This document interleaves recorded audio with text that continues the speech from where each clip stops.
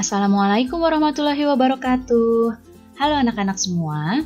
Hari ini kita akan belajar tema 8, subtema 1, pembelajaran kelima dengan muatan SPDP, IPA, dan Bahasa Indonesia.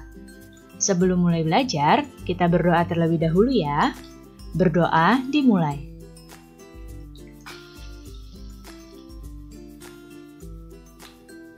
Berdoa selesai.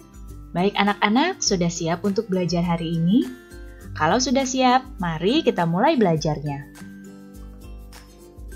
Pertama-tama, kita akan mempelajari muatan SPDP. Lihatlah di hadapan kalian, ada seorang anak yang sedang menyanyi. Tampaknya anak ini sangat menghayati lagu yang dinyanyikannya. Ternyata anak ini sedang menyanyikan lagu Kampungku. Nah, di sini Dayu juga menonton anak ini bernyanyi. Dan dia mengatakan dalam hati bahwa suara anak ini sangat bagus sekali ketika menyanyikan lagu Kampungku.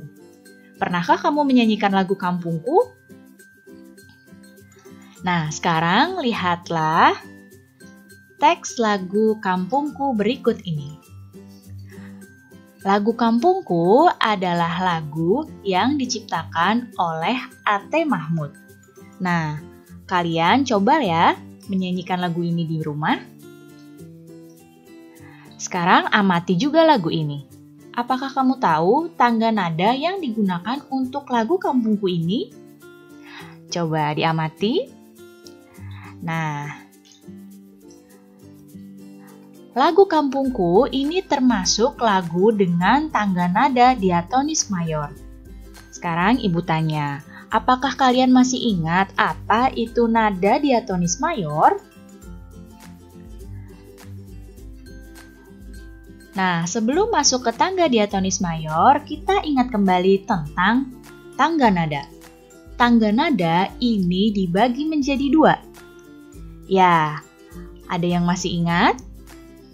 Tangga nada yang pertama adalah tangga nada diatonis mayor. Dan tangga nada yang kedua adalah tangga nada diatonis minor. Nah, siapa yang masih ingat ciri-ciri dari tangga nada diatonis mayor? Ya, tangga nada diatonis mayor yang pertama ciri-cirinya adalah memiliki interval atau jarak nada 1,1,5 1,1,1,5. Kemudian ciri berikutnya adalah lagunya bersifat riang gembira dan bersemangat. Dan lagu dengan tangga nada diatonis mayor biasanya diawali dan diakhiri dengan nada do. Namun tidak menutup kemungkinan ya diawali dengan nada sol atau mi dan diakhiri dengan nada do.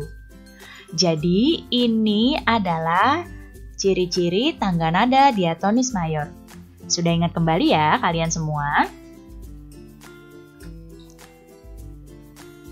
Nah, sekarang lihatlah gambar di hadapan kalian. Gambar ini adalah gambar yang dapat mengilustrasikan lagu Kampungku. Jadi lagu Kampungku yang tadi sudah kalian coba nyanyikan itu menceritakan tentang sebuah kampung di tepi sungai tempat perahu-perahu melintas.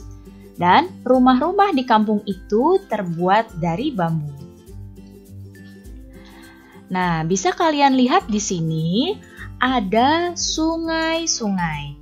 Ya, di sini siapa yang tahu ya apa saja pemanfaatan dari sungai? Berikut ini adalah pemanfaatan sungai. Sekarang kita akan memasuki muatan IPA. Pemanfaatan sungai yang pertama yaitu untuk irigasi, pertanian, atau persawahan. Kemudian sungai juga dapat dimanfaatkan sebagai sumber air bersih. Sungai juga bisa dimanfaatkan sebagai sarana transportasi, untuk aktivitas rumah tangga, dan sungai juga bisa dimanfaatkan untuk olahraga atau untuk wisata air. Jadi begitu banyak ya manfaat dari sungai. Nah, sekarang lihat lagi gambar ini.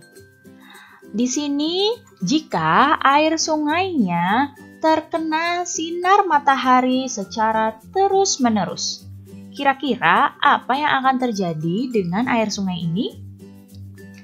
Ya, jika air sungainya terkena sinar matahari terus-menerus, maka air sungainya akan menguap.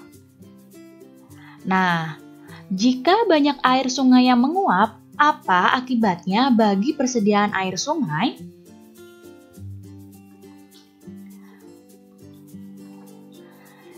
Jika air sungai terkena panas matahari terus-menerus, akan menyusut jumlahnya, ya. Selain itu, air sungai menyusut karena tidak ada pasokan air hujan, terutama saat musim kemarau. Nah, kondisi seperti ini dapat berdampak pada masyarakat yang memanfaatkan air sungai. Karena jika sungai terus-menerus terkena sinar matahari dan tidak ada hujan, maka sungai tersebut akan mengalami kekeringan dan masyarakat pun tentu akan kesulitan.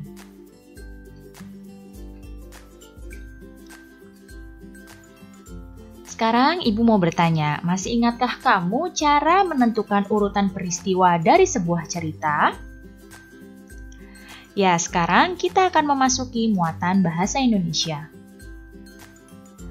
Berikut ini adalah cara untuk mengidentifikasi peristiwa penting dari sebuah cerita. Yang pertama, kalian harus membaca cerita atau teks tersebut dengan teliti dari awal hingga akhir. Jadi bacanya tidak dilompat-lompat, dibaca dengan teliti dari awal hingga akhir karena kalian akan mencari peristiwa penting dari ceritanya. Berikutnya, kalian cermati pokok-pokok informasi yang dapat menjelaskan peristiwa dalam teks. Berikutnya, setelah kalian cermati, kalian catat informasi tersebut, informasi penting tentang peristiwa-peristiwa yang ada di dalam teks, bisa dalam bentuk poin-poin atau bisa juga dalam bentuk peta pikiran. Dan kalian tuliskanlah peristiwa yang kamu temukan tersebut sesuai dengan urutannya dalam cerita. Jadi tidak melompat-lompat menulisnya, tapi harus berurutan sesuai dengan cerita yang kamu baca. Nah, sudah ingat kembali ya cara mengidentifikasi peristiwa penting dari cerita?